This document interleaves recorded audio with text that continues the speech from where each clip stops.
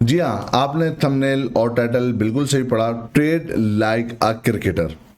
इस वीडियो में हम डिस्कस करने वाले हैं what are the similarities between cricketing and trading.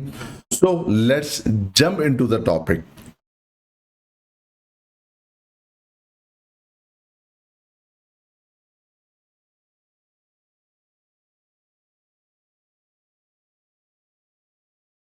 इस वीडियो के अंदर मैं आप दोस्तों के साथ कुछ ऐसे पॉइंट शेयर करना चाहता हूं कि अगर हमें एक अच्छा प्रोफेशनल ट्रेडर बनना है तो हमें एक क्रिकेटर के माइंडसेट के हिसाब से सोचना पड़ेगा, एक प्लेयर के माइंडसेट के हिसाब से चलना पड़ेगा, तो हम अच्छी ट्रेडिंग कर सकते हैं। तो कुछ पॉइंट्स मैंने बनाए हुए हैं जो आप दोस्तों के साथ शेयर करना चाहता हूं। पहला पॉइंट ये है कि क्रिकेटर को क्रिकेटर बनने में, एक प्रोफेशनल क्रिकेटर बनने में बहुत टाइम लगता है। एक डॉक्टर को डॉक्टर बनने में कितने साल लगते हैं, एक इंजीनियर को इंजीनियर बनने में कितने साल लगते हैं, इसी तरह एक क्रिकेटर को क्रिकेटर बनने में, एक प्रोफेशनल क्रिकेटर बनने में कितने साल लगते हैं। ट्रेडिंग के हवाले से भी बिल्कुल सेम इसी तरह है कि एक अच्छा और एक प्रोफेशनल ट्रेडर अगर हमें बनना है तो हमें कुछ टाइम स्पेंड करना पड़ेगा, कुछ चीज़ें सीखनी पड़ेंगी। बगैर सीखे, बगैर प्रैक्टिस किए, बगैर ट्रेडिंग की हाउ नो लिए, बगैर पेपर ट्रेडिंग किए हम एक अच्छे ट्रेडर नहीं बन सकते। एक कहावत है, आपने सुनी होगी, प्रैक्टिस मेक्स यू परफेक्ट। अगर आप प्रैक्टिस करेंगे, अब प्रैक्टिस किस तरह की जा सकती है, हम इसी पहले पॉइंट को ले लेते हैं। एक क्रिकेटर जब तक नेट प्रैक्टिस अच्छी नहीं करता उस वक्त तक वो अच्छा परफॉर्म नहीं कर सकता। इसी तरह एक न्यू बी ट्रेडर जो नया नया ट्रेडिंग के अंदर आया है, एक अलमिया है, एक बड़ी प्रॉब्लम है, और वो ये कि हमने ये देखा है कि बहुत सारे ऐसे नए लोग, नए इन्वेस्टर्स आते हैं मार्केट के अंदर, स्टॉक मार्केट हो, चाहे वो फॉरेक्स की मार्केट हो, वो कमोडिटीज की मार्केट हो, और वो रातों रात अमीर बनना चाहते हैं। ठीक है, इसमें कोई प्रॉब्लम की बात नहीं है। अल्लाह ताला देता है और हमें बिल्कुल उससे दुआ भी मांगनी चाहिए, हमें वर्किंग भी करनी चाहिए, और हमें बिल्कुल ट्रेडिंग भी करनी चाहिए, इन्वेस्टमेंट भी करनी चाहिए।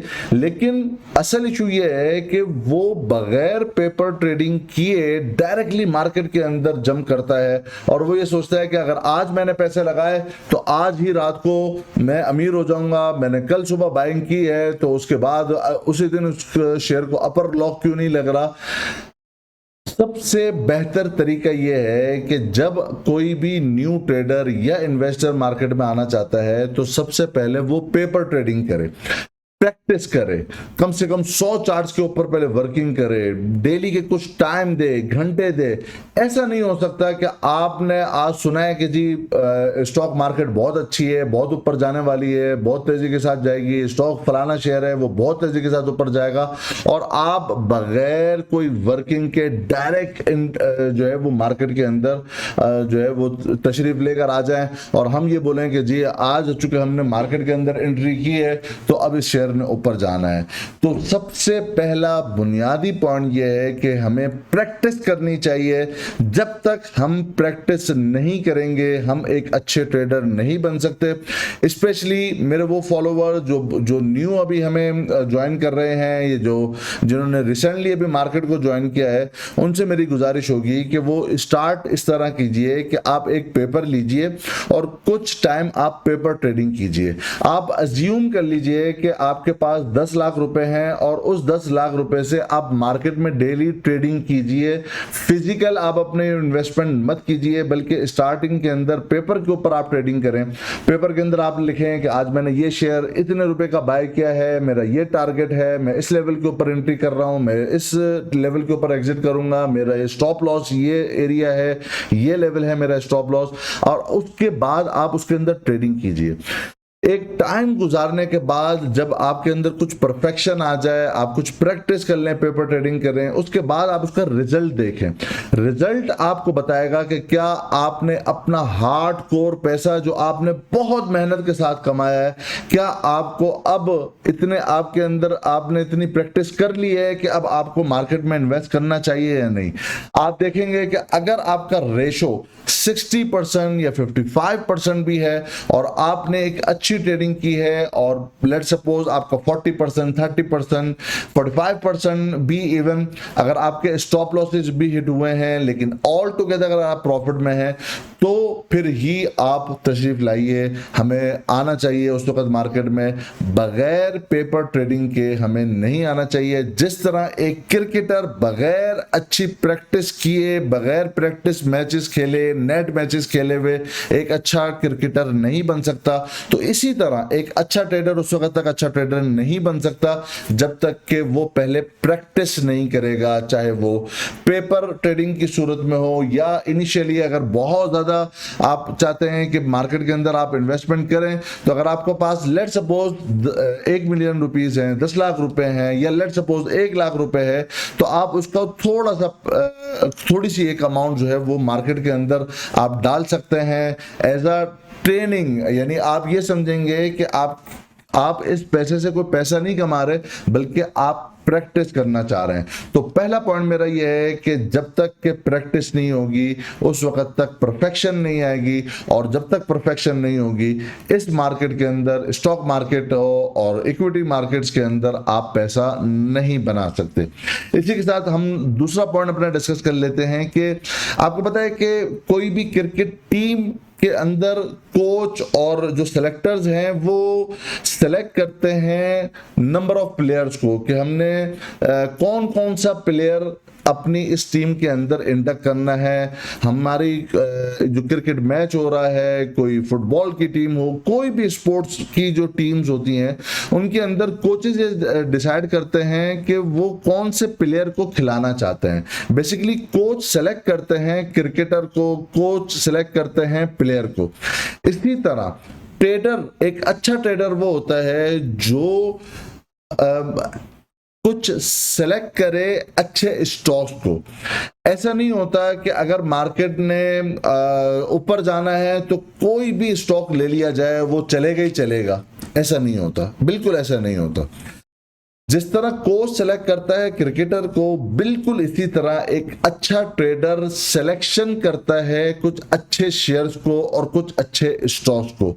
विदाउट सिलेक्शन ऑफ स्टॉक्स के कौन से स्टॉक के अंदर हमने बाय करना है या सेल करना है, आपकी ट्रेडिंग सही नहीं हो सकती।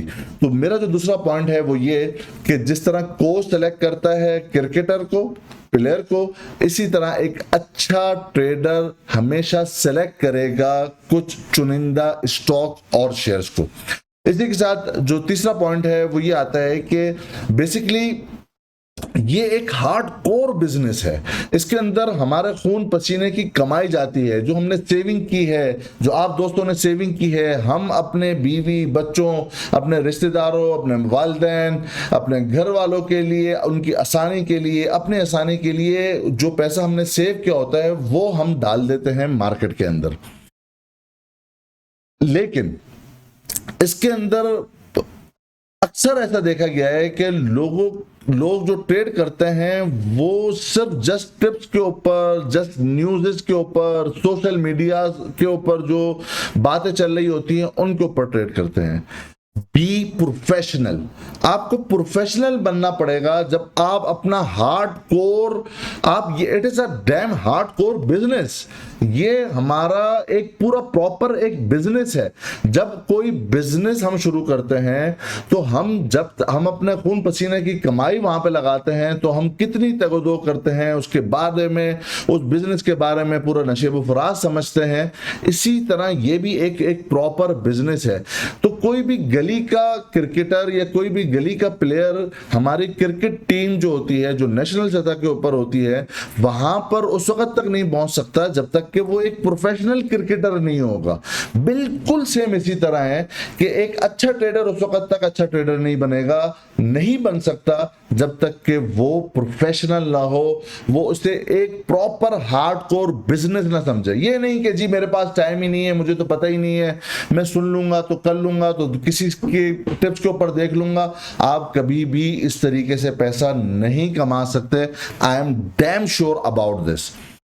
इसी के साथ एक और जो मेरा फोर्थ पॉइंट आता है वो है कि आपने देखा है कि नंबर ऑफ प्लेयर्स होते हैं किसी भी क्रिकेट टीम के अंदर। 11 प्लेयर्स होते हैं क्रिकेट टीम के अंदर, और ऐसा नहीं होता कि 20 जो है वो प्लेयर्स खेल रहे हों किसी भी क्रिकेट मैच के अंदर, किसी भी एक तरफ के क्रिकेट टीम के अंदर के जरिए से। और ऐसा भी नहीं होता कि 5 प्लेयर खेल रहे हों पूरी क्रिकेट टीम के अंदर, बल्कि एक नंबर ऑफ प्लेयर्स का एक मजमुआ होता है जो कि एक पूरी क्रिकेट टीम बनती है और फिर वो खेलती है। बिल्कुल सेम इसी तरह होता है यहां पर भी। हमें जब हम कोई भी स्टॉक सेलेक्ट करते हैं तो हमारे लिए भी कुछ पैरामीटर्स ऐसे होते हैं, एक अच्छे ट्रेडर के लिए कुछ पैरामीटर्स होते हैं कि उसने कितने नंबर ऑफ स्टॉक सेलेक्ट करने हैं। ये तो कोई जो है वो शादी तो हो नहीं रही, शादी ब्याह का तो खाना है नहीं कि, या कोई बुफे तो लगा हुआ नहीं है कि जितना मर्जी चाहो खा लो। यहां पर ये कोई शादी ब्याह नहीं है, कोई बुफे का खाना नहीं लगा हुआ, बल्कि यहां पर ऐसा नहीं होना चाहिए कि आपके पास जो है वो पैसा कितना भी हो, भले आपके पास कोई 10 मिलियन से ऊपर का पैसा है, 60 मिलियन से ऊपर का पैसा है कोई ट्रेडर के पास, तो उसने भर के रखा हुआ है अपना पोर्टफोलियो और उसने डाले हुए हैं जी 25 शेयर तो 50 शेयर, तो उसको पता ही नहीं चल रहा है कि कौन सा ट्रेडिंग कहां हो रही है, कौन सा लेवल के ऊपर हमें किस शेयर के अंदर एग्जिट करना है, किस शेयर के अंदर एंट्री लेना है। बल्कि जिस तरह एक क्रिकेट टीम के अंदर नंबर ऑफ प्लेयर्स होते हैं, इसी तरह जब हम कोई इन्वेस्ट करते हैं, हम कोई ट्रेडिंग करते हैं, तो हमारे पास भी कोई एक क्राइटेरिया होना चाहिए। एक अच्छे ट्रेडर के पास एक क्राइटेरिया होता है कि मेरे पास कितने मैक्सिमम नंबर ऑफ शेयर्स होंगे। लाइक लेट सपोज मेरे पास 7 नंबर ऑफ शेयर्स होंगे, मेरे पास 10 होने चाहिए, या मैं देख सकता हूं, मैं 10 शेयर्स को देख सकता हूं, उनके लेवल्स को देख सकता हूं, उनके ऊपर एंट्री, उनके एग्जिट, उनके स्टॉप लॉसेस वगैरह मैं देख सकता हूं, ट्रेल कर सकता हूं, मेरी नजरों के सामने है। कुछ ऐसे ट्रेडर्स भी हो सकते हैं जो मुश्किल से 5 स्टॉक को देख सकें, कुछ बहुत अच्छे ऐसे ट्रेडर्स भी हो सकते हैं जो 10 उनके पास अगर पोर्टफोलियो के अंदर उनके पास शेयर्स हो तो उनको ट्रेड वो लेवल्स के ऊपर सही तरीके से कर सकें।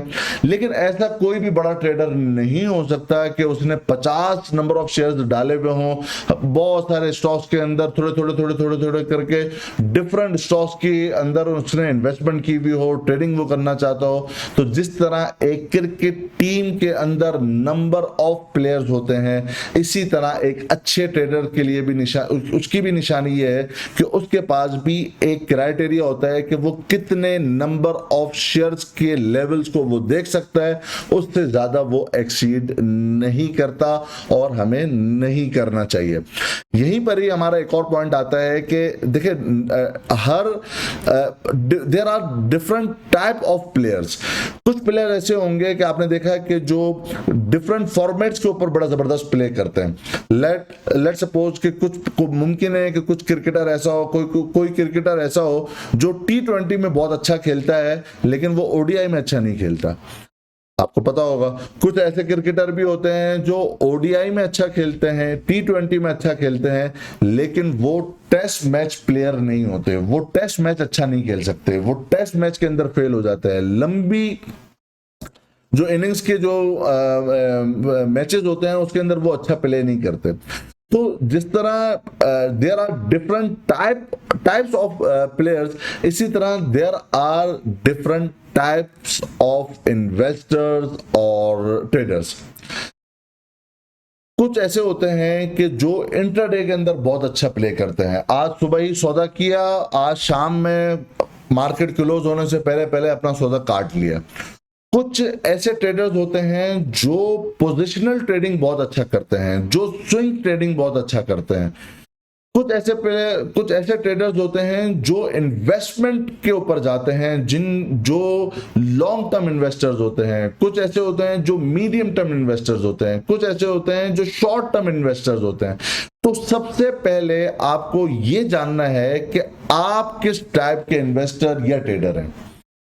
जब तक आपको यह नहीं पता होगा कि हु यू आर, आप किस अंदाज के, किस टाइप के, किस दूरी के घोड़े हैं, उस वक्त तक आप सही तरीके से ट्रेड नहीं कर सकते।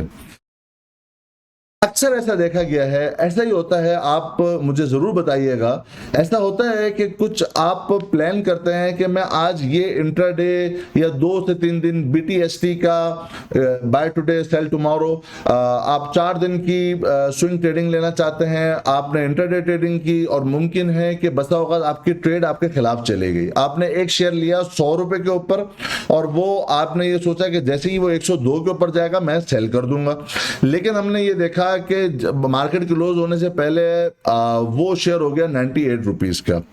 अब आपने जो ट्रेड ली थी, बेसिकली वो ट्रेड आपने ली थी इंट्राडे के लिए।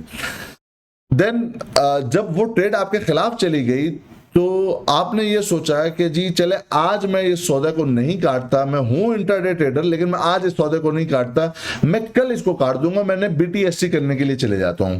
आज मैंने लिया, मैं कल सेल कर दूंगा।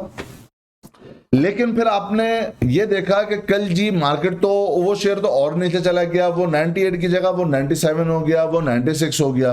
देन यू थॉट के अब तो मैं पोजिशनल ट्रेडिंग इसको नहीं रख सकता, मैं थोड़ा सा अब इसको इन्वेस्टमेंट के लिए लेके चले जाता हूं, इस शेयर को मैं थोड़ा सा टाइम के लिए रख लेता हूं। तो बेसिकली आप ये कहा जाता है ना कि कौवा चला हंस की चाल, अपनी चाल भी भूल गया। बेसिकली आपको अपनी चाल चलना बहुत जरूरी है। मार्केट किस तरह भी चल रही हो, अगर आपने ये समझ लिया, मैंने ये समझ लिया कि मैं एक इंट्राडे ट्रेडर हूं, तो मैंने इंट्राडे के अंदर चाहे मुझे प्रॉफिट है चाहे मुझे लॉस है, मैंने आज अपना सौदा काट के जाना है।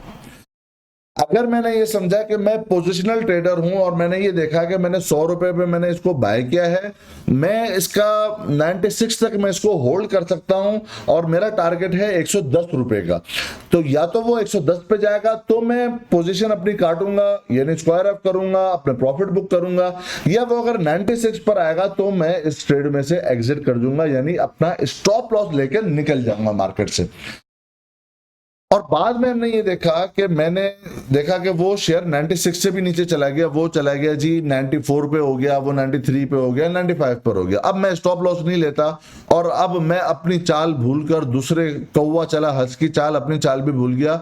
मैं अब हंस की चाल ले लेता हूं और मैं ये बोलता हूं मैं तो हूं जी लॉन्ग टर्म इन्वेस्टर, मैं तो जी अब इन्वेस्टमेंट के लिए आ गया हूं मार्केट के अंदर।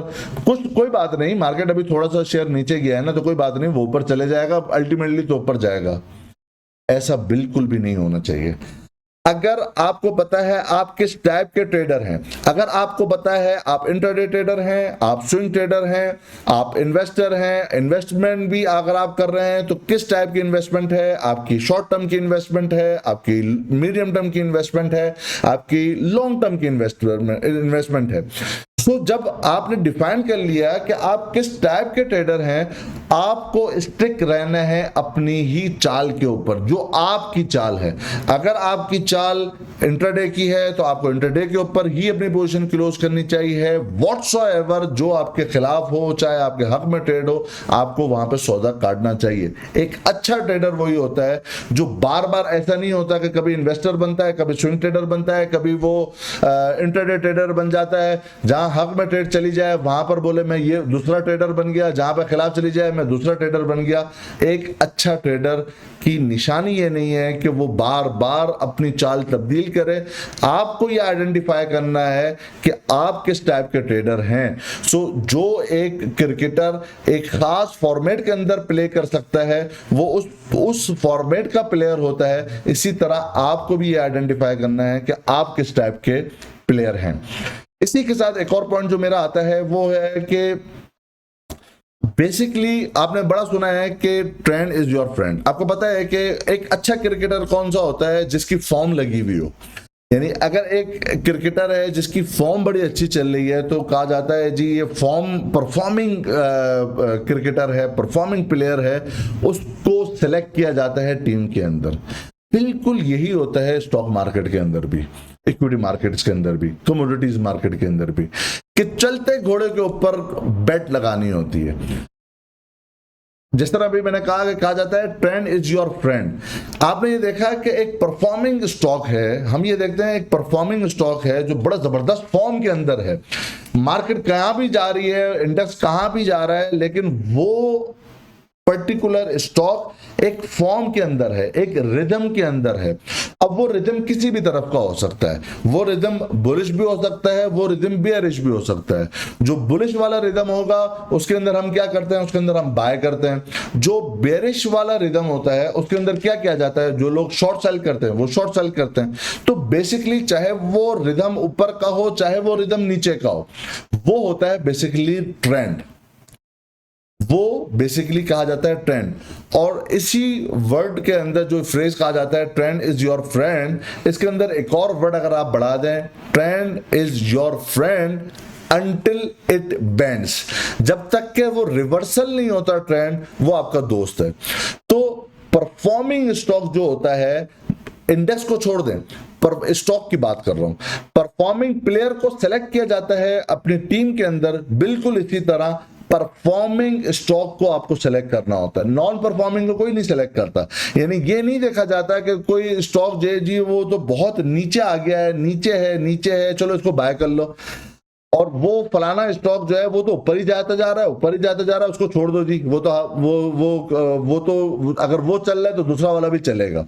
ऐसा होता है ना कि जी अगर टीआरजी चल रहा है तो जी वो नेटसोल भी चलेगा, या अगर टीआरजी चल रहा है तो जी वो एवीएन भी चलेगा, या सिस्टम चल रहा है तो जी टीआरजी भी चलेगा। ऐसा नहीं होता। अगर उस स्टॉक की चाल, उस स्टॉक का ट्रेंड वो अपवर्ड है, वो परफॉर्मिंग स्टॉक है बुल्स के लिए। अगर किसी स्टॉक की चाल यानी उसका ट्रेंड नीचे की तरफ है, तो वो बेयरिश जो ट्रेंड जब उसका चल रहा है वो भी परफॉर्मिंग है, किन के लिए, शॉर्ट सेलर्स के लिए। सो बेसिकली परफॉर्मर्स को सेलेक्ट किया जाता है क्रिकेट टीम के अंदर, इसी तरह परफॉर्मिंग स्टॉक को सेलेक्ट किया जाता है। सेलेक्ट करते हैं ट्रेडर, जो अच्छा ट्रेडर होगा वो परफॉर्मिंग स्टॉक के ऊपर अपना बेट लगाएगा, न ये कि डल शेयर के ऊपर अपना बेट लगाए। Here it comes my another point, जो मैं सिमिलरिटीज आपके साथ डिस्कस कर रहा हूं, वो ये कि आपने देखा होगा कि जो क्रिकेटर्स होते हैं उनका एक सेंट्रल कॉन्ट्रैक्ट होता है जिसके अंदर उनकी पेमेंट्स लिखी जाती हैं कि जी ये इस प्लेयर का जो है वो क्या उसकी पेरोल्स हैं, क्या उसकी सैलरी होगी, क्या क्या उसको बेनिफिट्स होंगे। या इसी तरह आपने देखा होगा जो डिफरेंट लीग्स होती हैं जिसके अंदर हमारे पाकिस्तान की पीएसएल आती है, इंडिया की आईपीएल आती है, तो उनके अंदर कुछ ऐसे प्लेयर्स होते हैं जिनके रेट बहुत ज्यादा होता है, हाई रेट होते हैं उनके, हाई रेट प्लेयर होते हैं जिनकी बोली लगाई जाती है डिफरेंट लीग्स के पार्टिसिपेंट्स की तरफ से, और उनको बहुत महंगे दामों खरीदा जाता है। आपने देखा होगा कि बहुत बड़े बड़े प्लेयर्स, ग्रामी प्लेयर्स होते हैं जिनको बहुत हाई रेट के ऊपर उनकी जो है ना वो उनकी यानी यूं समझे बोली होती है। तो वहां पर यह नहीं देखा जाता है कि वो कितने हाई रेट के ऊपर उसकी बोली हो रही है, बल्कि जो बेसिकली जो महंगा प्लेयर होता है बेसिकली उसी के ऊपर जो तेरे बड़े फ्रेंचाइजीज होते हैं वो उसी के ऊपर कोशिश करते हैं कि उस महंगे प्लेयर को हम अपनी टीम का हिस्सा बनाएं। बिल्कुल अच्छा ट्रेडर भी यही करता है, वो भी यही करता है कि वो महंगे स्टॉक को खरीदता है। अब आप बोलेंगे जी महंगे स्टॉक को कैसे खरीदता है जी एहसन भाई, महंगे स्टॉक को कौन खरीदता है? देखिए, अगर मार्केट ने उस चीज को महंगा समझा है और उस चीज के रेट को बढ़ाया है, इसका मतलब वो उस स्टॉक के अंदर कुछ ना कुछ तो ऐसा है कि उसके रेट ऊपर हो गए। यानी कोई प्लेयर जिसके रेट बहुत ज्यादा है तो कुछ तो ऐसा उसके अंदर होगा ना कि उसके रेट ज्यादा हो गए, उसके रेट को ज्यादा के रेट के ऊपर लोग उसके ऊपर बोली लगाने के लिए तैयार हैं। बिल्कुल सेम यही होता है कि कहा जाता है सस्ते का माल रस्ते में, यानी जो है वो जो सस्ता माल होता है ना, जो सस्ता स्टॉक होता है ना, वो रस्ते में मिलता है, वो सबको मिलता है। अगर मार्केट उसको ऊपर उठाना चाहती है तो वो इतना आसानी से हमें और आपको लेने नहीं देगी कि उसको नीचे रेट पे लगाया कि जी आइए आपको इन्विटेशन है जी, ये स्टॉक नीचे पड़ा हुआ है जी, ऊपर ले लीजिए, ये ऊपर चले जाएगा। ऐसा नहीं होता। तो बेसिकली जो बसा औकात ऐसा होता है, जो दोस्त हमारे साथ जुड़े हुए हैं उनको कहा जाता है कि जी ये स्टॉक जो है ना, आपने 85 के ऊपर नहीं लेना, आपने लेट सपोज 90 के ऊपर नहीं लेना, इसको आपने लेना है 96 से ऊपर। सही है? तो वो बेसिकली जो आम आदमी की थिंकिंग है, एक आम रिटेलर की थिंकिंग है, वो ये है कि जी मैं जब 96 के ऊपर लेना है तो मैं 90 पे क्यों ना ले लूं, मैं 85 पे क्यों ना ले लूं। ऐसा नहीं है। जब वो कोई चीज महंगी आप लेते हैं ना, तो उसके अंदर एक चाल होती है, उसके अंदर पीछे कुछ, जब वो एक खास लेवल को तोड़कर ऊपर जाता है तो उसकी एक चाल शुरू होती है। तो बेसिकली जो एक लोगों के जहन में होता है ना कि जी ज्यादा रेट वाले को नहीं लेना होता, सस्ते वाले को लेना होता जो इसके रेट कम है। यानी एक ही सेक्टर का एक स्टॉक ऐसा है जो 150 रुपए पे है, और उसी सेक्टर का एक स्टॉक ऐसा है जो 80 रुपए के ऊपर है। तो आम रिटेलर की ये थिंकिंग होती है कि जी मैं, अगर वो परफॉर्म कर रहा है 150 वाला स्टॉक, 150 रुपए पे जो स्टॉक है वो परफॉर्म कर रहा है खास सेक्टर का, तो मैं वो 80 वाला भी ले लेता हूँ, 85 वाला ले लेता हूँ, ये भी परफॉर्म करेगा। ऐसा नहीं होता। जो हाई रेट वाला जो रेट होता है ना, जिसके ऊपर जिस तरह हाई रेट प्लेयर को खरीदा जाता है महंगे दामों में, इसी तरह एक अच्छे स्टॉक, एक अच्छा ट्रेडर वो होता है जो ऐसे अच्छे स्टॉक के ऊपर बेट लगाता है, उसे खरीदता है जिसके रेट ज्यादा होते हैं। तो जिसके रेट ज्यादा होंगे वो आपको ज्यादा प्रॉफिट दे सकता है, और जिसको मार्केट ने नीचे रखा हुआ है मुमकिन है वो शायद उस तरह का परफॉर्म ना करे। So here it comes my another point कि एक प्लेयर की सिलेक्शन के अंदर ये देखा जाता है कि उसकी, वो जब अंडर प्रेशर होता है, मैच फंस जाता है, तो वो किस तरह का परफॉर्म करता है। वो बहुत काम और सुकून से रहता है और फिर खेलता है, अपनी बल्लेबाजी करता है और अपनी टीम को जिताता है या नहीं। तो जिस तरह एक प्लेयर की सिलेक्शन के अंदर यह देखा जाता है कि वो अंडर प्रेशर कैसे परफॉर्म करता है, बिल्कुल एक अच्छा ट्रेडर भी जब स्टॉक की सिलेक्शन करता है तो वो इस स्टॉक के बारे में भी ये देखता है कि अगर मार्केट गिरी तो वो उतना ना गिरे जितना मार्केट गिरे। मार्केट गिरती है 2% तो वो गिरता है जी 1%। तो ऐसे स्टॉक को लेना चाहिए जो अंडर प्रेशर भी परफॉर्म करे, यानी उसकी फंडामेंटल्स, उसके टेक्निकल्स इतने स्ट्रांग हो कि वो उसको ऊपर के लेवल के ऊपर होल्ड करे। ऐसा नहीं होगा कि अगर पूरी मार्केट गिर रही है तो वो शेयर जो है वो ऊपर ही जाता जाएगा, उसके अंदर कोई करेक्शन नहीं आएगी, वो गिरेगा नहीं। ये नहीं बात ये है कि मार्केट अगर करेक्शन ज्यादा ले रही है तो उसके मुकाबले में वो शेयर उतना ज्यादा प्रेशर ना ले। मार्केट ज्यादा भी गिरे तो वो वाला शेयर जो सिलेक्ट हमने किया हुआ है वो उतना नहीं गिरना चाहिए। हमारी एक अच्छे ट्रेडर की स्टॉक की सिलेक्शन यही होती है। जिस तरह एक अच्छे सिलेक्टर की सिलेक्शन होती है, एक ऐसे क्रिकेटर के ऊपर, एक ऐसे क्रिकेटर की सिलेक्शन होती है जो अंडर प्रेशर भी अच्छा परफॉर्म करे। इसी के साथ एक और पॉइंट जो है वो ये है कि सिर्फ ये नहीं देखा जाता कि वो अंडर प्रेशर कैसे परफॉर्म करता है, बल्कि उसकी कुछ पीछे की पास और उसकी हिस्ट्री भी देखी जाती है। यानी पीछे उसकी परफॉर्मेंस कैसी। ऐसा तो नहीं है कि उसने एक कोई मैच जो है वो जिता दिया अंडर प्रेशर मैच, तो उसके बाद जो है उसकी परफॉर्मेंस ही बिल्कुल पुअर हो गई है, और पीछे भी उसका प्रीवियस कोई हिस्ट्री, कोई उसका रिकॉर्ड ऐसा नहीं है कि उसने कोई बहुत अच्छा और एक आउटस्टैंडिंग परफॉर्मेंस दी हो। तो जिस तरह एक क्रिकेटर की सिलेक्शन के अंदर इस बात को मद्देनजर रखा जाता है कि उसकी परफॉर्मेंस पास की कैसी थी, इसी तरह एक स्टॉक की सिलेक्शन के अंदर भी उसके पास के चार्ट्स देखे जाते हैं, उसके पास के लेवल्स देखे जाते हैं कि वो किन लेवल्स के ऊपर ट्रेड करता रहा है, वो किन, उसकी एक खास रेंज क्या है, उसका पास का हिस्ट्री क्या है। कोई ऐसा तो नहीं है कि अभी फिलहाल तो उसने परफॉर्म कर लिया, उसने 2 दिन अपर लॉक लगा दिया, लेकिन उसका ओवरऑल ट्रेंड पीछे का जो पास हिस्ट्री है उसकी डाउन ट्रेंड है। तो अगर पास हिस्ट्री उसकी डाउन ट्रेंड है, 2 दिन के अपर लॉक की वजह से उसकी हिस्ट्री चेंज नहीं हो रही, तो जिस तरह ऐसे क्रिकेटर की सिलेक्शन नहीं होती जिसकी पास हिस्ट्री अच्छी ना हो, जिसकी पीछे की परफॉर्मेंस अच्छी चली भी ना आ रही हो, सिर्फ एक मैच के ऊपर वो चल गया हो, तो ऐसे सेलेक्टर्स जो है वो ऐसे प्लेयर्स की सिलेक्शन नहीं करते। इसी तरह एक अच्छा ट्रेडर भी ऐसे स्टॉक की सिलेक्शन नहीं करता करता जिसका प्रीवियस चार्ट्स बहुत वीक हो और सिर्फ 1 से 2 दिन के अंदर अपर लॉक लगा लें तो रिटेल इन्वेस्टर्स आ जाते हैं, जी क्या ये बाय कर लें, आज इसको अपर लॉक लग गया, आज ये जो है वो कल भी इसको अपर लॉक लगा था। तो प्रीवियसली चार्ट्स को भी एनालाइज करना बहुत ही इंपॉर्टेंट होता है। यहां पर एक और जो पॉइंट है वो ये कि जिस तरह किसी प्लेयर और क्रिकेटर की सिलेक्शन के अंदर उसके ओवरऑल एक बिहेवियर को, उसके एक एटीट्यूड को भी मद्देनजर रखना होता है कि वो जब मैच के अंदर जाता है तो उसका बिहेवियर कैसा होता है, उसकी बॉडी लैंग्वेज कैसी होती है, उसका एटीट्यूड किस तरह है। बिल्कुल सेम इसी तरह एक अच्छे ट्रेडर को और हमें इस बात को भी देखना चाहिए स्टॉक सिलेक्शन के अंदर कि उस स्टॉक का बिहेवियर कैसा है, उसका एटीट्यूड कैसा है, कैसा स्टॉक है, क्या बहुत हाई वॉलेटाइल स्टॉक है या बिल्कुल ऐसा स्टॉक है कि उसके अंदर वॉलेटिलिटी ही नहीं है, हिलता ही नहीं है।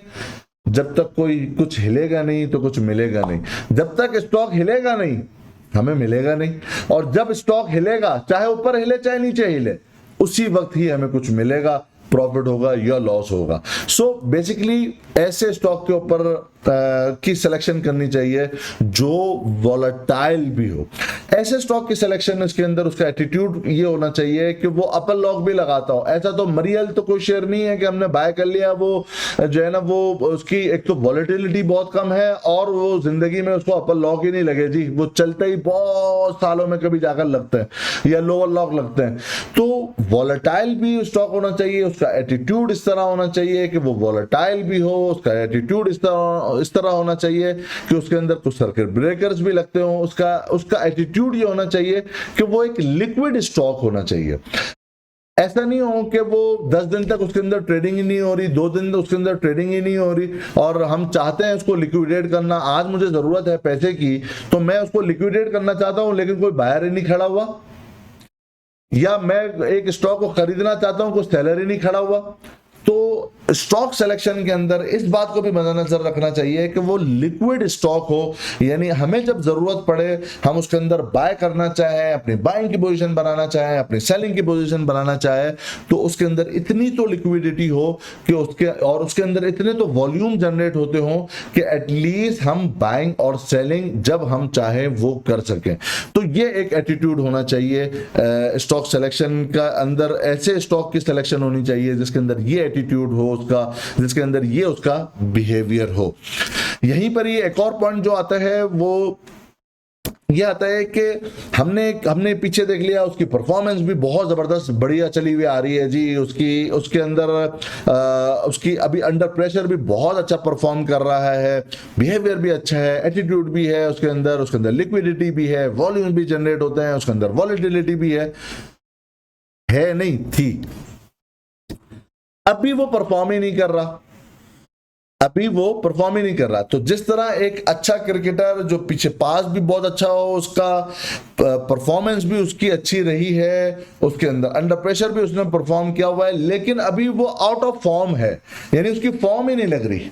तो जिस तरह एक आउट ऑफ फॉर्म प्लेयर को आराम का मौका दे दिया जाता है, उसको कहा जाता है जी आप रेस्ट कर लीजिए, बिल्कुल ट्रेडर को भी इस बात को मद्देनजर रखना चाहिए कि अगर कोई नॉन परफॉर्मिंग स्टॉक अभी हमारे पोर्टफोलियो का हिस्सा है और वो परफॉर्म नहीं कर रहा तो उसे भी आहिस्ता आहिस्ता हमारे पोर्टफोलियो से निकाल दिया जाए, उसके अंदर प्रॉफिट बुकिंग कर ली जाए, उसके अंदर बैठा ना रहे इस अंदाज में कि वो परफॉर्म ही नहीं कर रहा और हमारा पैसा स्टक होकर पड़ा हुआ है उस स्टॉक के अंदर, बल्कि हमें उसके अंदर ऐसे स्टॉक को अपने पोर्टफोलियो में से निकालना चाहिए। एक अच्छे ट्रेडर की निशानी ये है कि वो नॉन परफॉर्मिंग स्टॉक को वो अपने पोर्टफोलियो में से निकालता है और परफॉर्मिंग स्टॉक को इंडक्ट करता है, इंक्लूड करता है, शामिल करता है अपने पोर्टफोलियो के अंदर।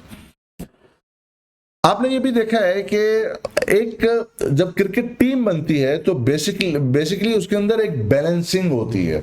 ऐसा नहीं होता कि सारे के सारे बॉलर खिला लिए, 11 के 11 बॉलर्स हैं, बैट्समैन ही कोई नहीं है, ये 10 जो है वो बैट्समैन खिला लिए, बॉलर 1 खिलाया, या विकेट कीपर 1 की जगह 5 खिला लिए गए। ऐसा नहीं होता, एक बैलेंसिंग होती है, एक तवाजुन होता है कि एक इतने इस टीम के अंदर इतने हमारे बॉलर्स होंगे, इतने हमारे बैट्समैन होंगे जो फुल टाइम बैट्समैन होते हैं, प्रॉपर बैट्समैन होते हैं, और एक या दो या तीन हमने ऑलराउंडर रखने हैं कि जी वो जब जरूरत पड़े तो जिस तरफ भी मूव हो, अगर हमें जरूरत पड़े बैटिंग की तो वो बैटिंग अच्छी कर सके, अगर हमें जरूरत पड़े बॉलिंग की तो वो बॉलिंग अच्छी कर सके। बिल्कुल यही होता है ट्रेडिंग के अंदर भी। ये मैं आपको सारी मिसालों से इसलिए समझा रहा हूं ताकि बात समझना आसान हो जाए, और ये आपस में जो इनका कंपैरिजन कर रहा हूं, या यूं समझे कि हम एक जो सिमिलरिटीज मैंने निकाली हैं समझाने के लिए, ताकि वो बात जहन में बैठ जाए, दिल में उतर जाए, और हमें समझना और सीखना ज्यादा आसान हो जाए। सिर्फ ये जस्ट इस चीज का कंपैरिजन है। बिल्कुल इसी तरह हमें जो हमारे फंड्स होते हैं हमारे पास, एक अच्छा ट्रेडर ये होता है कि वो सारे के सारा अपना फंड जो है वो किसी एक सेक्टर के अंदर नहीं लगाता। यानी जिस तरह एक क्रिकेट टीम के अंदर सारे बॉलर नहीं होते, या सारे बैट्समैन नहीं होते, या सारे विकेट कीपर नहीं होते, इसी तरह एक अच्छा ट्रेडर की निशानी भी यही है कि वो जो सिलेक्शन करता है, पीछे जितने हमने बातें डिस्कस की, उसके अलावा जो उसके पास जो फंड्स अवेलेबल हैं, उस फंड्स की एलोकेशन भी प्रॉपर करता है। यानी कुछ फंड्स ऐसे होते, ऐसा नहीं होता है कि वो एक ही सेक्टर के अंदर ही सारे पैसे लगा दे, सारे बैट्समैन हो गए, या एक ही सेक्टर के एक ही स्क्रिप्ट के ऊपर अपना पूरा पोर्टफोलियो लगा दिया। मेरे पास 1,00,000 रुपए, मैंने 1,00,000 एक आईटी सेक्टर का स्टॉक ले लिया और दूसरे सेक्टर का कुछ लिया ही नहीं है, बल्कि एक तवाजुन जरूरी है, एक हम आहंगी जरूरी है, एक बैलेंसिंग जरूरी है कि कुछ मैंने स्टॉक रखने हैं फलाने सेक्टर का, कुछ स्टॉक मैंने ऐसे रखने हैं जो फलाने सेक्टर के हों। तो ये एक बैलेंसिंग, एक एलोकेशन ऑफ फंड्स, ये भी बहुत इंपॉर्टेंट है एक अच्छे ट्रेडर के लिए। Here it comes my another point, और वो ये कि इसी के साथ आप ये समझ लीजिए कि आपने देखा है कि हम एक जब क्रिकेट मैच होते हैं तो उसके अंदर एक तरफ एक प्लेयर ऐसा होता है जो टुक टुक करता है, मतलब वो टुक टुक नाम वाला टुक टुक नहीं, वो टुक टुक करता है, और वो जस्ट रोटेशन करता है, यानी सिंगल और डबल्स ले रहा होता है। और दूसरी तरफ एक ऐसा क्रिकेटर और एक ऐसा बैट्समैन होता है जो पावर हिटिंग करता है, जो चौके मार रहा होता है, जो छक्के मार रहा होता है, जो हर बॉल पे कोशिश करता है कि किसी तरीके से मैक्सिमम रन्स गेन हो। ऐसा अक्सर ऐसा नहीं होता कि वो दोनों प्लेयर ही हिटिंग कर रहे हो, या दोनों बिल्कुल रोक रोक के खेल रहे हो अनटिल जब तक की जरूरत ना हो। लेकिन जनरल फॉर्मेट ये होता है कि एक प्लेयर की तरफ से रोटेशन की जाए, सिंगल और डबल किया जाए, और जबकि दूसरे प्लेयर की तरफ से जो है वो पावर हिटिंग की जाए।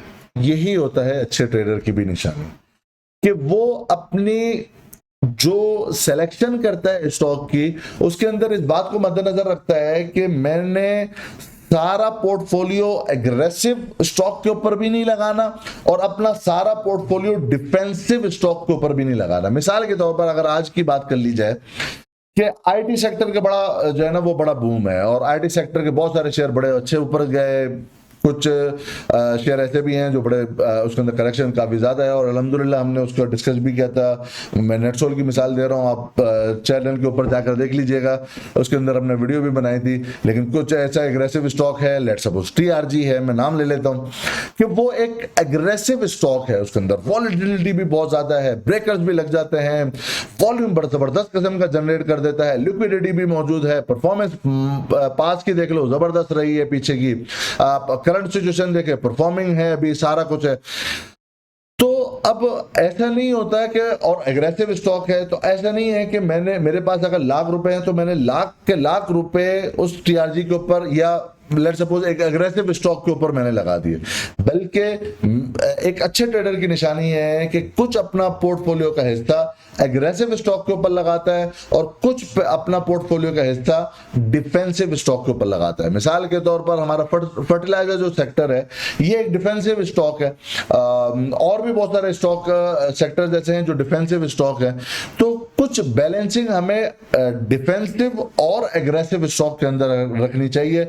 जिस तरह के जब दो एक बैट्समैन खेल रहे होते हैं तो वहां पर एक एग्रेसिव अपना पोजीशन ले रहा होता है और एक डिफेंसिव लेता है, या बॉलर्स होते हैं एक विकेट टेकर बॉलर होता है जो विकेट टेकिंग के लिए उसको बॉलिंग दी जाती है कि आप विकेट लीजिए, और एक बॉलर को इसलिए उसके साथ जोड़ा जाता है कि वो रन रोके। एक बॉलर डिफेंसिव होता है और उसी के साथ एक और बॉलर होता है जो एग्रेसिव होता है, जो विकेट टेकर होता है, जो अटैकर होता है। यहां पर इसी के साथ हम एक और जो पॉइंट मैं डिस्कस करना चाहता हूं वो ये कि जब मैच शुरू होता है तो उससे पहले आपने देखा कि जो एक कॉइन उछाला जाता है और टॉस होता है। तो टॉस जीतने वाला कैप्टन ऐसा नहीं होता है कि वो हमेशा बॉलिंग ही को प्रेफर करे और हम या हमेशा ही जो है ना वो बैटिंग को प्रेफर करे, बल्कि वो अकॉर्डिंग टू सिचुएशन और कंडीशन के पिच की सिचुएशन क्या है, बारिश होगी नहीं होगी, डे मैच है या नाइट मैच है, हमें पहले बॉलिंग कराने में हमें फायदा है, कहीं वेट ना हो जाए बॉल, हमें सेकंड के अंदर हमें बारी लेनी चाहिए, वो कंडीशन के हिसाब से अपना डिसीजन लेता है। तो इसी तरह एक अच्छा ट्रेडर वो होता है जो कंडीशन के हिसाब से ट्रेडिंग ले। यानी अगर मार्केट बुलिश है तो वो बुलिश वाली ट्रेड्स ले, अगर मार्केट बेयरिश है तो वो बेयरिश वाली शॉर्ट वाली ट्रेड ले, या मार्केट साइडवेज की है तो वो ट्रेड ना ले। मतलब वो सिचुएशन के हिसाब से अपनी ट्रेड को मैनेज करता है। एक अच्छे ट्रेडर की निशानी ये है। तो आपने देखा होगा कि बहुत सारे लोग होते हैं जी हर वक्त बुलिश है, मतलब मार्केट करेक्शन के अंदर है या मार्केट जो है वो एक डीप करेक्शन चाह रही है, मार्केट पीछे बुलिश चली हुई आ रही थी। कुछ लोग ऐसे होंगे, कुछ ट्रेडर ऐसे होते हैं या कुछ एनालाइज करने वाले लोग और दोस्त ऐसे होते हैं जो हर वक्त बुलिश होते हैं। मतलब मार्केट अगर 4000 पॉइंट भी गिर जाए वो बोले जी बुलिश है, कोई मसला नहीं जी, रखे रहो जी, रखे रहो, अपने पास शेयर संभालो, कोई टेंशन नहीं, प्रॉफिट टेकिंग की जरूरत नहीं है, बस मार्केट ने तो जी 54,000 जाना है, मार्केट ने और ऊपर जाना है, मार्केट ने 60,000 जाना है। ठीक है, लॉन्ग टर्म ट्रेंड बुलिश ही होगा, सब कुछ होगा, लेकिन अभी कंडीशन क्या है? अगर मार्केट करेक्शन का तकाजा कर रही है, एक खास लेवल पे मार्केट अपना हाई लगा चुकी है, तो हमें हाई लेवल पे प्रॉफिट टेकिंग करने में तो हर्ज नहीं है।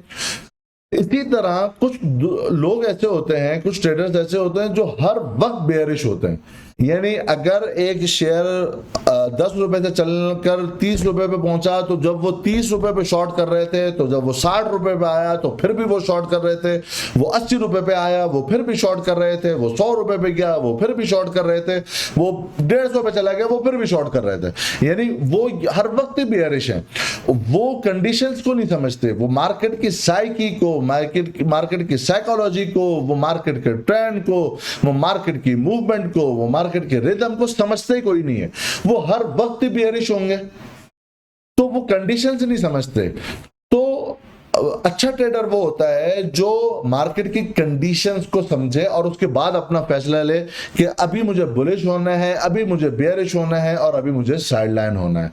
तो जिस तरह हर टॉस जीतने वाला कैप्टन हमेशा एक फैसला नहीं करता कि उसने बैटिंग ही करनी है या बॉलिंग ही करनी है, एक अच्छे ट्रेडर की भी निशानी है कि वो हमेशा एक चीज के ऊपर स्टिक नहीं रहता, बल्कि कंडीशंस के हिसाब से वो भी अपनी ट्रेड को मैनेज करता रहता है।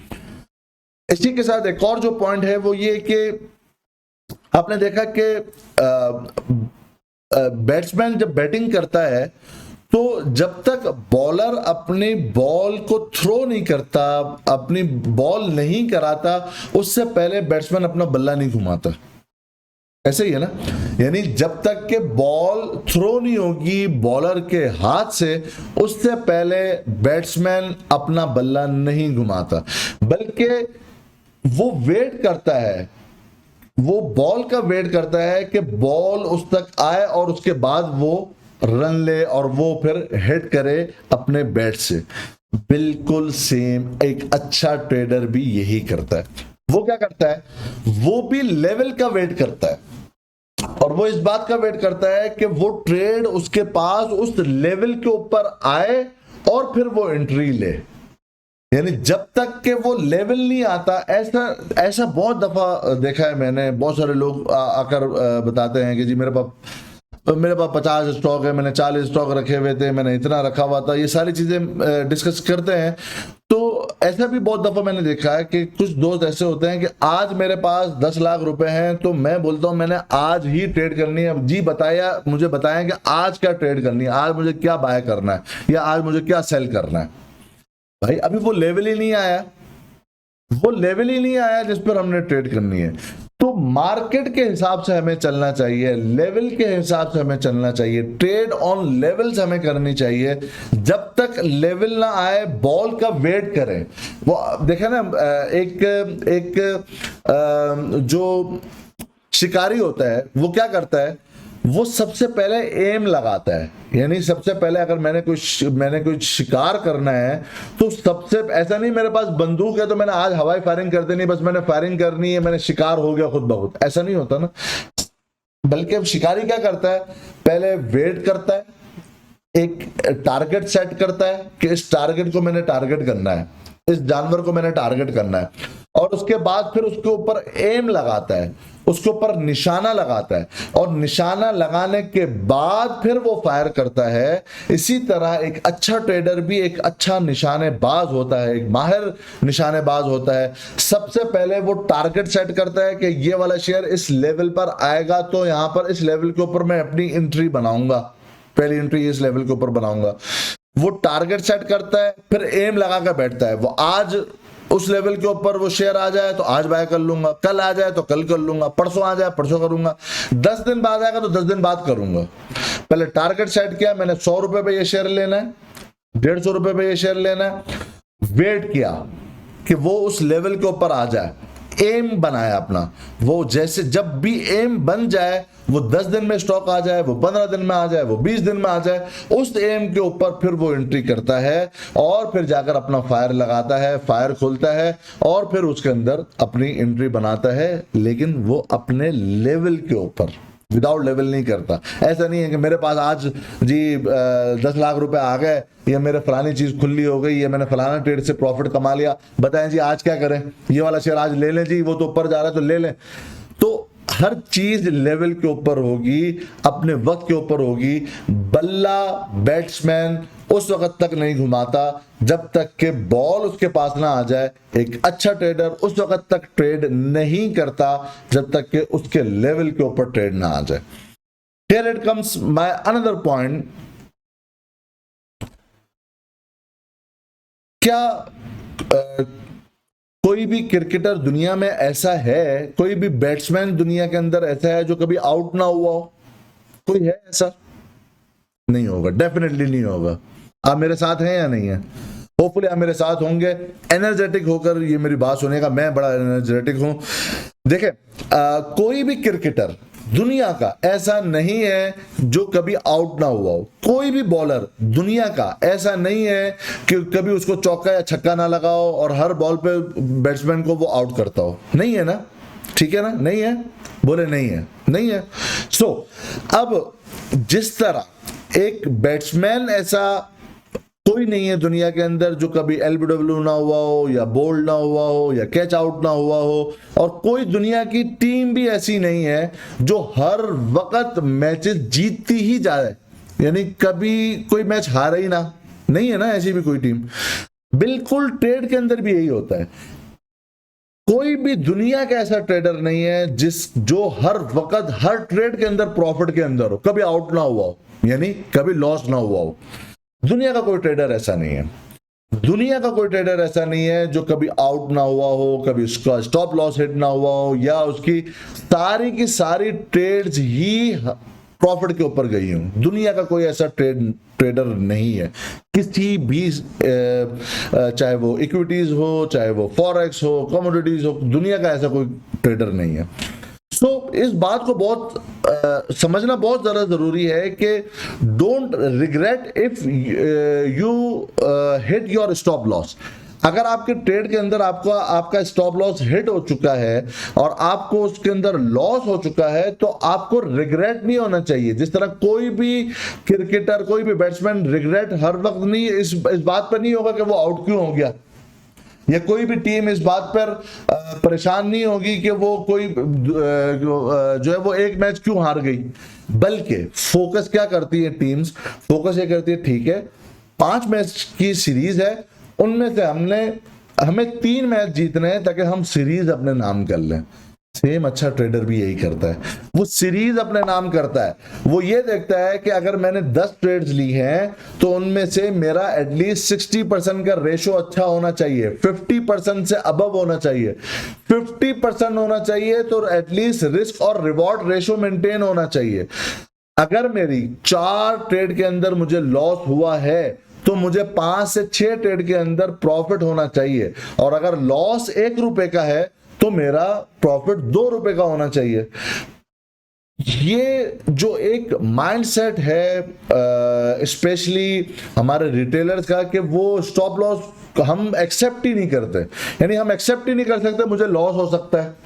हाँ, ट्रेड हम में से अक्सर लोग एक्सेप्ट ही नहीं करना चाहते हमें लॉस हो, हम स्टॉप लॉस लेंगे या हमें स्टॉप लॉस हेड कराना चाहिए। देखिए मैं बात कर रहा हूं अभी ट्रेडर की, इन्वेस्टर की नहीं। ट्रेडर के लिए जरूरी है कि वो अपना स्टॉप लॉस हिट करवाए। मैं वापस रिपीट करता हूं, ट्रेडर के लिए जरूरी है कि वो अपना स्टॉप लॉस हिट करवाए। क्यों? इसलिए कि बहुत सारे ऐसे मैंने लोगों को देखा है जो अपना स्टॉप लॉस, छोटा स्टॉप लॉस नहीं लेते, 1 रुपए 2 रुपए का इतना स्टॉप लॉस नहीं लेते, और वो इतने ऊपर के रेटों पे फंसे हुए हैं अभी भी और पहले भी कि वो इतनी मार्केट जब ऊपर थी उन्होंने उस रेट के ऊपर बाय किया हुआ था, मार्केट गिर के अभी इतना ऊपर चलेगी, अभी तक उनके रेट ही नहीं आए। ऐसे भी स्टॉक हैं जो पहले 1000 रुपए के ऊपर ट्रेड करते थे, जो पहले जब मार्केट 50,000 रुपए पे थी, 50,000 का इंडेक्स था हमारा KSG 100 इंडेक्स, तो वो स्टॉक ऐसे थे जो 1000 रुपए के ऊपर ट्रेड करते थे और आज वो 200 रुपए के करीब ट्रेड करते हैं। आज तक उनका रेट ही नहीं आया पिछले 6 7 8 साल के अंदर भी। तो ये समझना जरूरी है कि आपको अगर आपका स्टॉप लॉस अगर आपका स्टॉप लॉस हिट हो रहा है तो आपको वो लेना चाहिए, एक ट्रेडर को लेना चाहिए। हाँ, इन्वेस्टर की अलग बात है कि इन्वेस्टर की अप्रोच अलग होती है कि वो लॉन्ग टर्म के लिए बैठा हुआ है, लेकिन उसके लिए भी मैंने पहली बात जो हमने पहला पॉइंट डिस्कस किया, trend is your friend until it bands. जब तक कि वो बैंड नहीं होता, वो मूव वापस रिवर्स नहीं होता, उस वक्त तक आपका दोस्त है। लेकिन जब आपको रिवर्सल लगेगा, चाहे इन्वेस्टर हो, चाहे स्विंग ट्रेडर हो, चाहे इंट्राडे ट्रेडर हो, उसको अपना स्टॉप लॉस, छोटा स्टॉप लॉस लेके निकल जाना चाहिए। जो ब्रोकर या जो और लोग ये कहते हैं कि आपने कभी स्टॉप लॉस नहीं लेना, आपने बस जी हर वक्त बुलिश ही रहना है और आपने अपने टारगेट के ऊपर निकलना नहीं है, आपको वापस सोचना चाहिए। इसके बाद जो एक और पॉइंट है, आपने कभी देखा कि कोई क्रिकेट टीम, एक क्रिकेट टीम ने बी क्रिकेट टीम को 300 रन का हदफ दिया है कि उसने 300 रन बनाए हैं, और बी क्रिकेट टीम को 301 रन बनाने हैं जीतने के लिए, लेकिन कभी शह सुर्खी आपने पढ़ी हो अखबार के अंदर, उसने 600 रन बना लिए बी टीम ने? कभी ऐसा सुना है? नहीं सुना होगा होपफुली। सेम एक अच्छा ट्रेडर भी यही करता है कि वो टारगेट पे निकल जाता है। अब अगर एक बी क्रिकेट टीम ने, चाहे वो टारगेट 301 का हदफ 25वें ओवर में हासिल कर लिया हो, चाहे वो 50वें ओवर की लास्ट बॉल में हासिल करे, उसका टारगेट 301 का है। मुमकिन है कि वो आखिरी बॉल, आखिर से सेकंड लास्ट बॉल के अंदर 300 का लेवल बराबर हो गया हो दोनों टीम्स का, और आखिरी बॉल में वो छक्का मार के बैट्समैन जो है वो 306 रन का हदफ हासिल कर ले, बी टीम 306 रन बना ले। ये तो मुमकिन है, लेकिन ये तो मुमकिन नहीं है ना कि 300 या 306 की जगह वो 600 रन मार ले। ट्रेडर भी यही करता है कि वो टारगेट के ऊपर अपनी एग्जिट्स बनाना शुरू कर देता है। जब उसको एक टारगेट मिल गया कि इस टारगेट तक इस शेयर ने मैक्सिमम जाना है, अपनी तमाम टेक्निकल स्किल लगाने के बाद एक टारगेट सेट किया, उस टारगेट तक अगर उसने जाना है तो वो टारगेट के ऊपर अपना जिस तरह अपने लेवल के ऊपर वेट करता है एंट्री बनाने का, इसी तरह अपने टारगेट के ऊपर भी वेट करता है उससे एग्जिट बनाने का। तो जिस तरह कोई क्रिकेट टीम अपना टारगेट को अचीव करती है और उसके बाद वो जीत जाती है और टारगेट से एक्सीड नहीं करती, इसी तरह एक अच्छा ट्रेडर भी, उसकी भी निशानी यही है कि जिस तरह वो एंट्री अपने लेवल पे बनाता है, वेट करता है शिकारी की तरह, इसी तरह जब उसका एम लग जाए और शिकार हो जाए तो वो फायर भी करता है, वो छोड़ नहीं देता, वो उस जिसकी शिकार करने के लिए क्या होता है उसके ऊपर फायर खोलता है। तो वो ट्रेडर भी यही करता है कि वो अपने लेवल के ऊपर एग्जिट भी एग्जीक्यूट करता है। ये भी आपने देखा होगा कि कोई भी मैच ऐसा नहीं होता जो कंटिन्यूअसली चलता जाए, यानी उसके अंदर आप देखेंगे कि कभी पानी का वक्फा हो रहा है, हाफ टाइम होता है, उसके अंदर बीच के अंदर लंच का वक्फा होता है, डिनर का वक्फा होता है, बीच के अंदर हाफ टाइम आता है, यानी एक रेस्टिंग पीरियड आता है। सेम ट्रेडिंग के अंदर भी यही होता है कि अगर एक पीछे बुलिश रैली एक चली हुई आ रही है तो एक उसके लिए एक कंसोलिडेशन का, एक करेक्शन का एक फेज जरूर आएगा, एक रेस्टिंग पीरियड जरूर आएगा। तो जो एक अच्छा ट्रेडर होता है वो उस रेस्टिंग पीरियड के अंदर एंट्रीज नहीं बनाता जब तक कि क्लियर डायरेक्शन ना हो, जब तक कि दूसरा मैच शुरू ना हो जाए, जब तक कि क्रिकेट का दूसरा मैच सेकंड हाफ शुरू ना हो जाए, उस वक्त तक क्रिकेट शुरू नहीं होती। बैट्समैन जो है वो चौका छक्का नहीं मारता। इसी तरह एक ट्रेडर भी क्या करता है, वो भी जो रेस्टिंग पीरियड होता है, जो कंसोलिडेशन वाला पीरियड होता है, जो करेक्शन वाला पीरियड होता है, उसके खत्म होने तक का वेट करता है, उसके अंदर वो भी रेस्ट करता है। एक जो बड़ी प्रॉब्लम देखी जाती है बहुत सारे हमारे रिटेल इन्वेस्टर्स और ट्रेडर्स की तरफ से, वो ये कि वो ओवर ट्रेडिंग करना चाहते हैं, यानी वो ये एक एडिक्शन हो जाती है कि हर वक्त हमने स्क्रीन देखनी है, हर वक्त हमने कोई ना कोई ट्रेड जरूर लेना है। ये एक अच्छे ट्रेडर की निशानी नहीं है, बल्कि अच्छे ट्रेडर की निशानी ये है कि जब एक खास कोई टाइम एक ऐसा है, कोई एक ऐसा एरिया आ रहा है जिसके अंदर ट्रेडिंग नहीं बन रही, जबरदस्ती वो ट्रेडिंग नहीं करता, वो भी रेस्ट करता है, अपने पैसे को बचा कर बैठता है और वेट करता है एक और अच्छी अपॉर्चुनिटी का। जब उसको अपॉर्चुनिटी मिलती है, जब लेवल्स टूटते हैं, उसी वक्त वो अपनी एंट्री बनाता है। Here it comes my almost second last point. I think third last point, और वो ये कि जब कोई टीम मैच अपना जीत जाती है, कोई सीरीज जीत जाती है, तो वो अपना पास जो परफॉर्मेंस होती है, जो अपनी जो लास्ट सेशंस उसके गुजरे होते हैं क्रिकेट के, वो उसको एनालाइज करते हैं, उसका रिव्यू करते हैं, अपनी जो पोस्ट, जिस तरह प्री प्लेइंग की एक मीटिंग्स होती हैं बोर्ड्स के अंदर, इसी तरह पोस्ट भी होती हैं। यानी जब कोई क्रिकेट मैच हम हार जाते हैं या जीत जाते हैं तो एक मीटिंग के जरिए से उसको एनालाइज किया जाता है कि अगर हम जीत गए तो हमने क्या किया, ऐसा किया जो दूसरी टीम की कमजोरी हमने ली समझी थी और उनके ऊपर हमने अटैक किया। और अगर कोई क्रिकेट टीम मैच हार जाती है तो वो ये भी देखती है कि हमसे ऐसी क्या गलतियां हुई जिसकी वजह से हम ये मैच हार गए, और आगे ताकि उसको रेक्टिफाई किया जाए। बिल्कुल एक अच्छे ट्रेडर की भी निशानी यही है।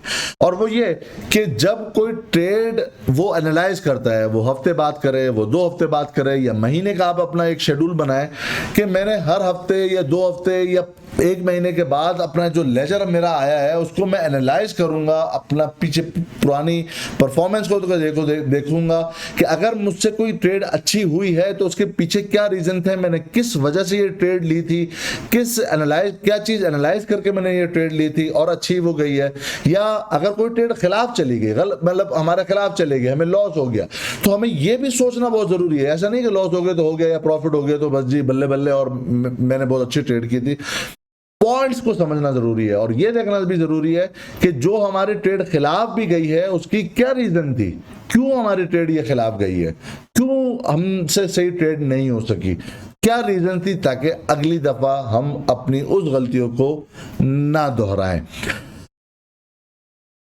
एक अच्छा क्रिकेटर वो होता है जिसके पास डिफरेंट टेक्निक्स हों, वो डिफरेंट टेक्निक्स को यूज करते हुए, चाहे वो बॉलर हो चाहे वो बैट्समैन हो, वो टेक्निकली बड़ा साउंड होना चाहिए। ऐसा नहीं कि बल्ला घुमाया हो तो छक्का चला गया तो जी बड़ा जबरदस्त बैट्समैन है, ऐसा नहीं होता। बल्कि डिफरेंट टेक्निक्स होती हैं कि अगर इस लेवल पे बॉल आए, ऑफ पिच हो लेग पिच हो, जहां आए तो मैंने किस अंदाज के शॉट खेलने हैं, बैट्समैन ने ये सोचना है किस टेक्निक से शॉट्स खेलने हैं। जिस प्लेयर की टेक्निक अच्छी होती है वो एक अच्छा प्लेयर बन जाता है। बिल्कुल सेम ट्रेडर के लिए भी यही होता है कि जो टेक्निकली साउंड एक ट्रेडर होता है, जिसकी वर्किंग अच्छी होती है, उसकी टेक्निक्स अच्छी होती हैं, एक सिस्टम और एक रूल के थ्रू वो ट्रेड करता है, चाहे उसके खिलाफ जाए चाहे उसके हक में जाए। एक अच्छा क्रिकेटर, एक अच्छा बैट्समैन है, उसकी टेक्निक बहुत अच्छी है लेकिन वो शॉट लगाता है आउट हो जाता है, तो क्या मतलब है, वो बुरा बैट्समैन हो गया? नहीं। एक अच्छा रूल आपने सेट किया, आपने पैरामीटर सेट किया, आपने एक पूरा एक सिस्टम बनाया कि कब किस लेवल पे किस शेयर के अंदर मैंने एंट्री करनी है, और वो ट्रेड आपके खिलाफ चली गई, तो क्या आपका बुरी ट्रेड हो गई, आप बुरे ट्रेडर है? ऐसा नहीं है। तो कैसे ट्रेड नहीं करनी कि मैंने जी ले लिया और मैंने दुआएं मांगना शुरू करी रात में तहज्जुद में उठ के कि जी अल्लाह करे बस मार्केट ऊपर चली जाए, शेयर ऊपर चले जाए। ठीक है, वो भी दुआएं मांगनी है, लेकिन ट्रेड सिर्फ उस बेस के ऊपर नहीं लेनी। ट्रेड आपने टेक्निकल साउंड आप जितने होंगे, आपका एक सिस्टम आपने बनाना होगा कि किस सिस्टम के थ्रू मैं किसी ट्रेड के अंदर एंटर होऊंगा। वो सिस्टम ही आपको एक अच्छा ट्रेडर, एक लॉन्ग टर्म के अंदर आपको प्रॉफिट जनरेट करने वाला ट्रेडर बना देगा। आपकी ट्रेड्स बहुत अच्छी होंगी, वरना अदरवाइज तुक्के के ऊपर आप लॉन्ग टर्म के अंदर अपना पोर्टफोलियो, अपनी इन्वेस्टमेंट नहीं बचा सकेंगे। इसी के साथ जो लास्ट पॉइंट मेरा आता है वो ये कि एक